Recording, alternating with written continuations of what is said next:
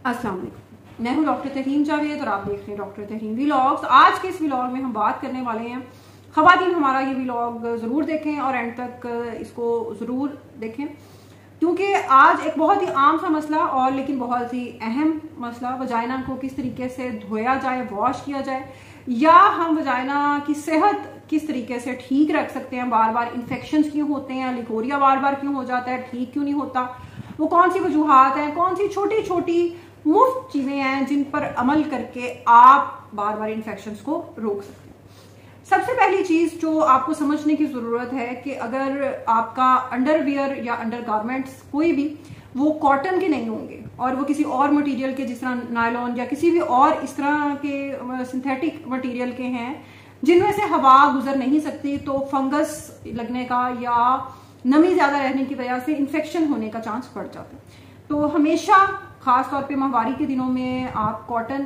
के अंडरगारमेंट्स ही इस्तेमाल करें, क्योंकि वो स्किन फ्रेंडली भी हैं और हवा उनमें से गुजर सकती है, तो उसमें से आपको इन्फेक्शन का या फंगस लगने का जो रिस्क है वो जरा कम हो जाता है। और उनको दूसरी चीज ये कि उनको रोजाना बदलें। खास तौर पे जो गर्मी का मौसम है उसमें तो बिल्कुल लाजमी धोएं, और उनको धोने के बाद कोशिश करें कि किसी हवादार और धूप वाली जगह पे उनको सुखाएं, उनको ड्राई करें, ताकि उसमें जरासीम कम से कम हो। ये बहुत जरूरी चीज है। अच्छा, उसके बाद दूसरी चीज जो एक और सवाल बहुत किया जाता है कि सबसे बेहतर तरीका कौन सा है प्यूबिक हेयर, जो वजाइना के ऊपर वाला जो एरिया है, प्यूबिक एरिया, वहां पे जो बाल है उनको किस तरीके से रिमूव करना चाहिए। उसमें बहुत सारे तरीके हैं। जो सबसे बेहतरीन है वो है ट्रिमिंग सबसे अच्छा तरीका है। वैक्स भी आप कर सकते हैं, लेकिन बहुत ज्यादा जो फ्रीक्वेंट है उससे फॉलिकल्स या इन्फेक्शन उसमें भी बाज़ औक़ात अगर सही टेक्निक से नहीं की गई तो ये चीज हो सकती है। रेजर इस्तेमाल करने का हम बिल्कुल भी मशवरा नहीं देते। रेजर आजकल बहुत सारे लोग इस्तेमाल करते हैं, लेकिन इस तरह की सेंसिटिव जगह के लिए रेजर वैसे एक अच्छी चीज नहीं है बाल रिमूव करने के लिए। जो सबसे खतरनाक चीज है, अब उस पर आते हैं, वो खतरनाक सबसे चीज कौन सी है? वो खतरनाक चीज है hair removing creams. Hair removing creams क्या प्रॉब्लम क्या है कि एक तो उनमें केमिकल है, उससे बात लोगों की जो जिल्द सेंसिटिव है उसमें बहुत सारे प्रॉब्लम आ जाते हैं। अच्छा, और फिर क्या होता है कि जो फ्रेग्रेंस है, जो खुशबू है, बाज हेयर रिमूविंग क्रीम की फ्रेग्रेंस या खुशबू इतनी तेज है कि वो आपकी सारी जो वजाइना की सेहत है उसका बेड़ा गर्क कर देती है। क्या वजह है? अगर कोई केमिकल भी, खास तौर पे दो हिस्से हैं ना वजाइना के, जो बाहर वाला एक हिस्सा, एक अंदर वाला हिस्सा है। जब अंदर वाले हिस्से में एक खास पीएच है, एसिडिक पीएच है, एक खास माहौल है जो बैक्टीरिया का, और एक अच्छे बैक्टीरिया कुदरत की तरफ से हैं और जो एक बीमारी वाले बैक्टीरिया उनको आने से वो रोकता है। जब आप कोई फ्रीक्वेंटली कोई खुशबू वाली चीज या कोई केमिकल उसमें दाखिल कर देते हैं, आगे तक चला जाता है, तो फिर वो प्रॉब्लम करता है। वो सारे उसका जो उसकी हाइजीन होती है, उसकी प्रॉपर बैक्टीरिया का एक सिस्टम होता है बीमारी को रोकने का, वो बेड़ा गर्क हो जाता है। तो इस चीज को देखने की जरूरत है कि खुशबू वाली जो, अच्छा, वजाइनल वॉशेज आ रही हैं बहुत ज्यादा, और चूंकि लोगों को आजकल बेवकूफ बनाना बहुत आसान है, तो वजाइनल वॉश इंटीमेट बहुत ज्यादा चल पड़े। आपको इसकी जरूरत है या नहीं वो हम व्लॉग में आगे चलकर बताते हैं, लेकिन अगर आप इस्तेमाल भी करना चाहते हैं तो प्लीज मेक श्योर कि उसमें कोई खुशबू नहीं है। वजाइना में जब आप कोई खुशबू वाली इस तरह की चीजें इस्तेमाल करते हैं तो उसकी सारी पीएच खराब हो जाती है। ये भी वही केमिकल वाली चीज है। तो washes are not recommended until और अनलेस कि आप अपने डॉक्टर को पर्सनली उसको चेक करवाएं कि उसमें इंग्रेडिएंट्स क्या कोई ऐसे तो नहीं है जो आपकी वजाइना को नुकसान पहुंचा सकते हैं, और इवन आपकी फर्टिलिटी, आपके हमल ठहरने के अमल को भी अफेक्ट कर सकते हैं। इतने स्ट्रॉन्ग भी केमिकल्स समटाइम्स होते हैं। अच्छा, उसके बाद आ जाए आपके लिकोरिया, जो जी पानी पड़ने वाला मसला है काम कि बहुत ज्यादा, खास तौर पे चूंकि जब बच्चियां बड़ी हो रही होती हैं, माहवारी उनकी नई नई शुरू होती है, उनको इस चीज का नहीं इल्म होता, और हमारी पढ़ी लिखी माओ में भी बदकिस्मती से इसकी अवेयरनेस की बहुत कमी है। और कई माएँ ऐसी बातें भी करती हैं कि शायद ये कोई बच्ची कोई और किस्म की चीजें देखती है, ये टीवी या बाकी चीजें देखने की वजह से ये पानी ज्यादा पड़ता है। ऐसा कुछ भी नहीं है। खुद से पढ़ें, खुद से रिसर्च करें, और उसमें आपको फर्क, जो बच्चियां भी ये सुन रही हैं, ये वीडियो देख रही हैं, खासतौर पे टीनेज की जो बच्चियां, जो वजाइनल डिस्चार्ज है, पानी पड़ना है वजाइना से, जो पानी निकलना है, वो दो तरह का होता है। एक आपका नॉर्मल फिजियोलॉजिकल है, एक यानी कि कुदरती तौर पर निकलता है जो बीमारी वाला नहीं है। दूसरा है पैथोलॉजिकल, जो बीमारी की वजह से है। जो इन्फेक्शन की वजह से, इन्फेक्शन भी आगे 2 तरह का है, उस पर भी बात करते हैं।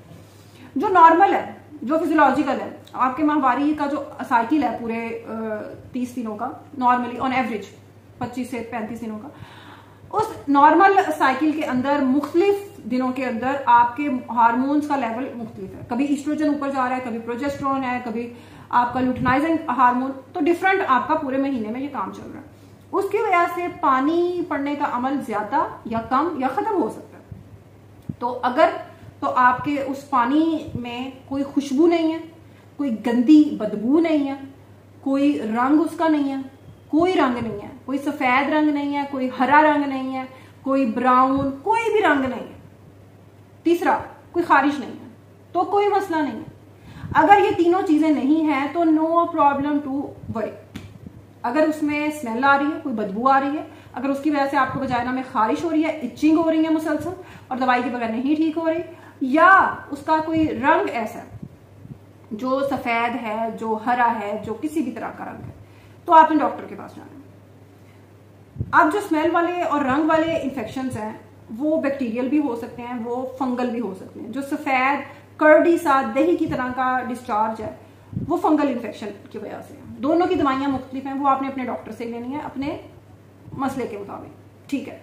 और अगर खारिश भी है, इचिंग भी है, तो भी, तो ये इन दोनों में फर्क है। अगर तो इन तीनों में से कोई चीज नहीं है तो कोई मसला नहीं है, आराम से अपने बस उसमें साबुन और ज्यादा खुशबू वाली चीजें इस तरह की इस्तेमाल ना करें, आपका ये मसला ठीक हो जाएगा। और उसको साफ रखें, पैड्स और ये सारी चीजें। अच्छा, पैड्स, फिर जो माहवारी के आपके दिन है उनमें पैड्स, अगर आप सैनिटरी पैड्स यूज करते हैं, ऑलवेज कोई भी किसी भी किस्म के आप पैड्स यूज करते हैं तो 4 से 6 घंटे तक मैक्सिमम उसको तब्दील करें।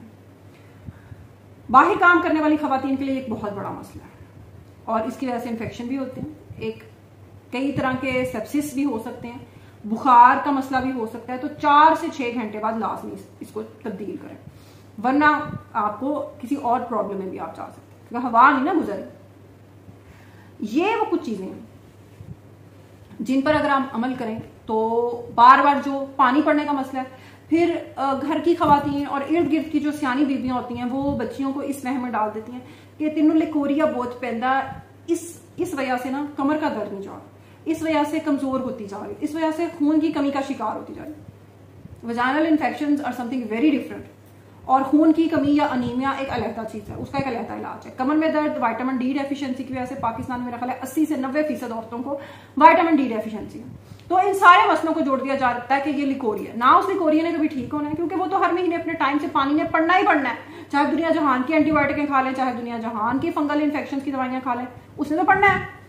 तो इसलिए अगर आपको कोई भी खुदा न खास्ता मसला नहीं है तो लिकोरिया से अपनी हर बीमारी को जोड़ना छोड़ दें।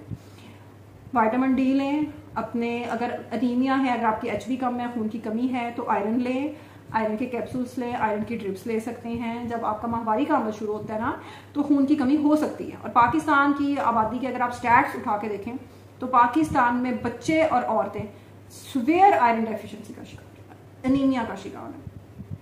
तो बड़ा ही आम सा ये मसला है, इसको हर चीज को आप वजाइना से मत जोड़ें।